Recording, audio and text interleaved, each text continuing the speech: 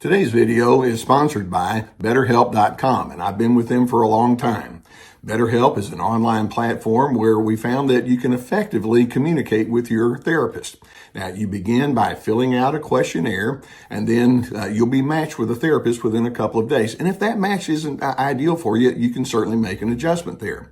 Now, you're going to be encouraged to journal, and also they have the availability for group therapy on a wide array of topics, and I really like that. So as the need exists, go ahead and take the necessary steps to get the help that you need. And just know that BetterHelp has a 4.5 rating on Trustpilot, so it indeed is a platform you can trust. There's a link below the video that will take you there.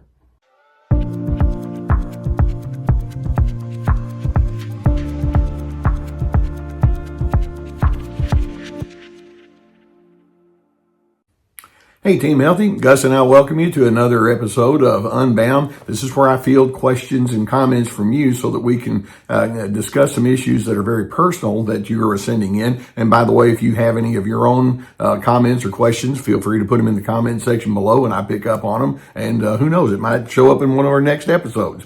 Now, today, we're going to be talking about how there are so many times and scenarios where a narcissist can just be cold-hearted. I mean, let's just kind of pause and ask, what does it mean to be human? And in our humanity, there are so many ingredients that we all share. We have highs and lows and ups and downs and excitements and disappointments and plans and dreams and losses, etc. And part of our humanity means that we say, well, there's an interconnectedness that we have. And let's make sure that as you have your experiences and I have mine, that we remind each other we're not alone.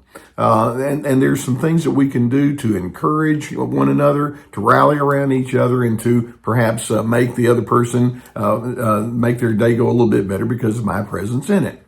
Now, today I'm going to start with one situation where there was, in fact, a very strong cold-heartedness, and then the second question gets a little bit more to the behind the scenes stuff that might be going on. But let's dive right in with the first person's questions and comments.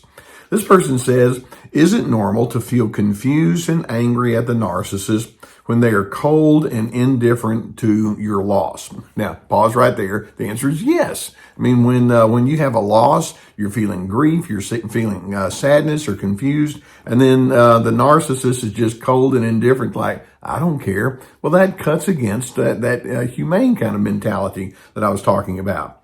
And then this person goes on. Even though I got an I'm sorry, a family member made some very hurtful comments after my husband and I experienced a pregnancy loss.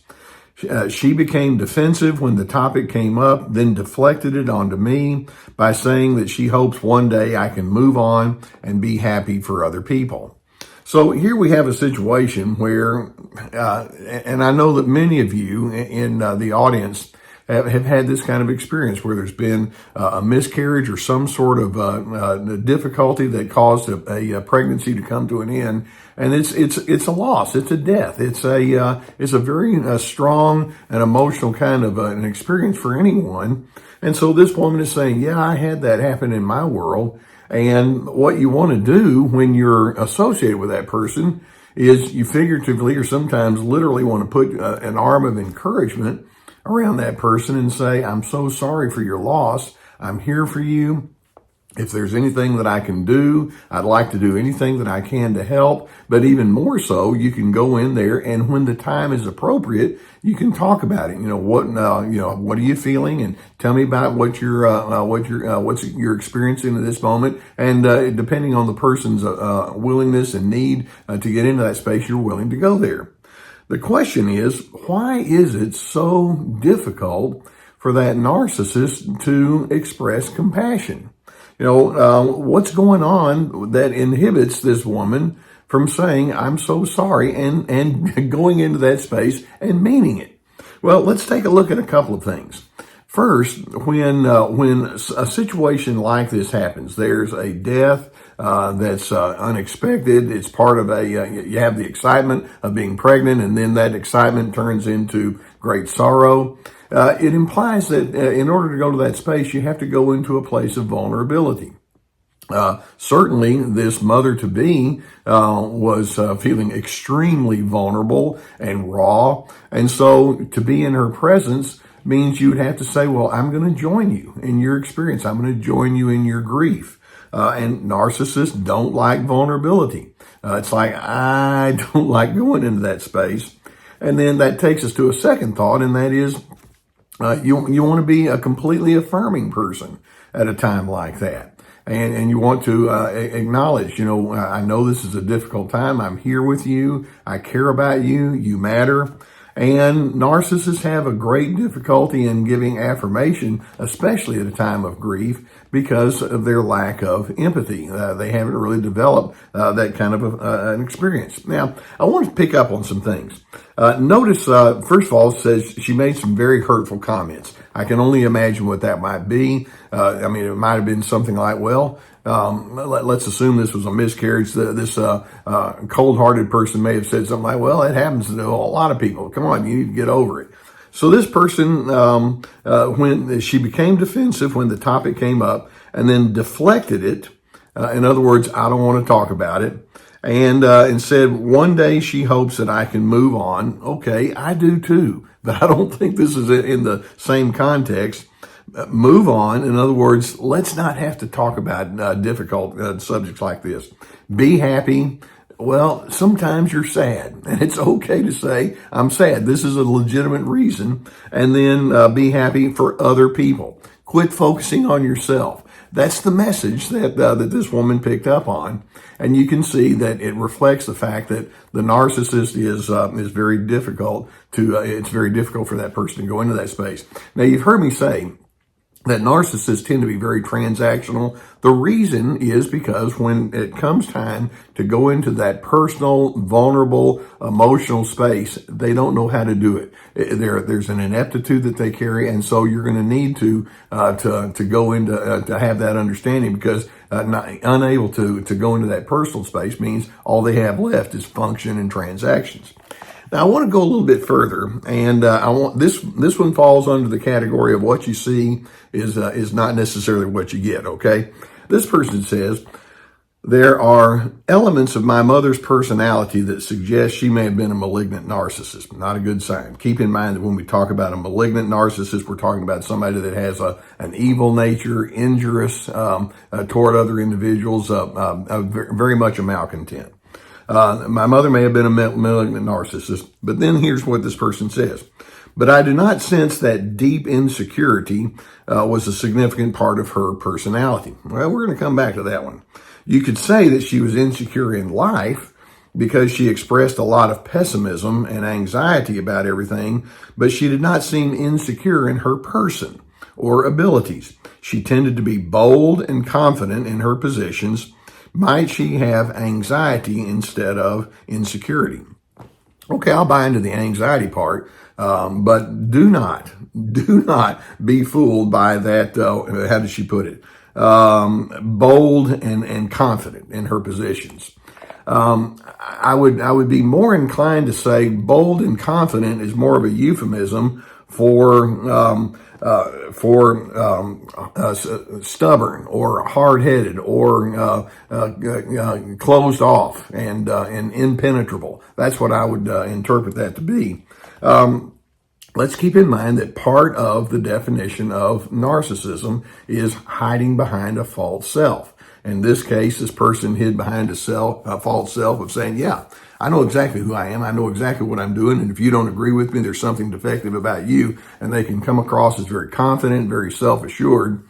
What's going on with a person that thinks like this?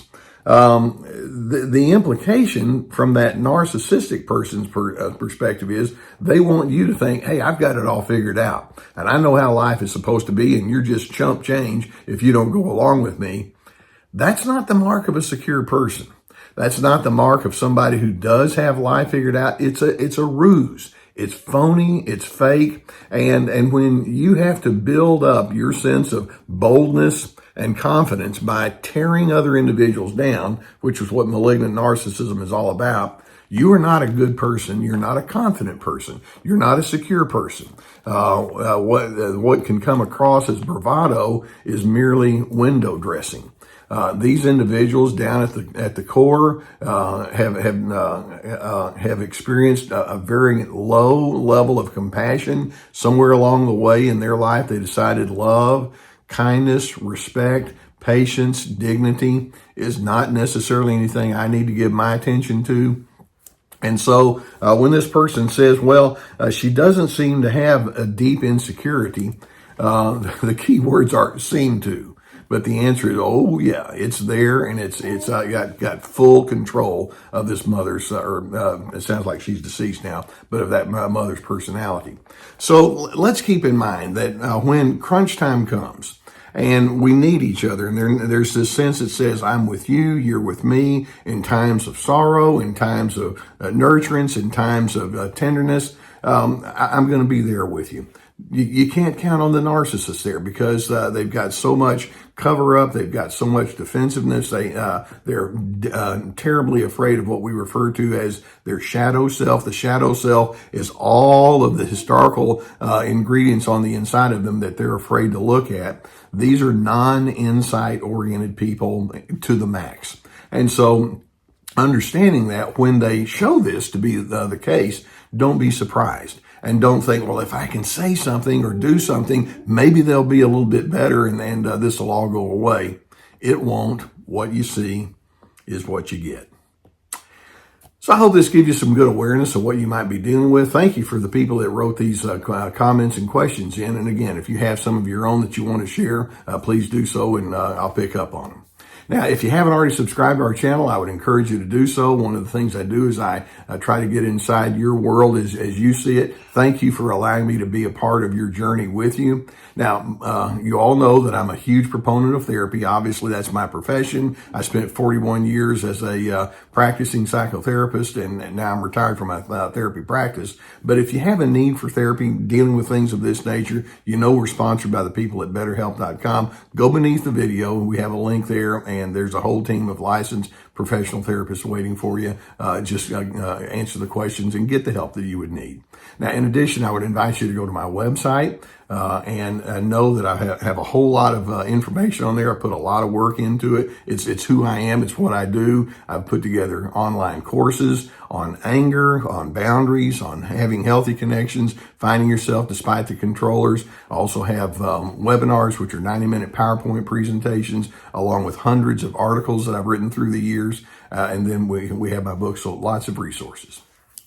Okay, when the narcissist comes across in this real cold-hearted kind of way, it's pitiable and it's sad that they can't enter into your humanity with you, but they're not in touch with their own humanity. They're scared of it. They don't trust. They don't have good coping skills when it comes to emotional well-being. Understand that's what you're dealing with. And even though they may try to give the appearance of something other than that, these are terribly ineffective people in terms of doing life in a very meaningful kind of way. Just know that. And then I'm hoping it can spur you as you realize this to say, I'm going to be very much the opposite of that. And I'm hoping you can pursue steadiness and ultimately you can find the peace that they don't have, but I'm hoping you can indeed find your peace.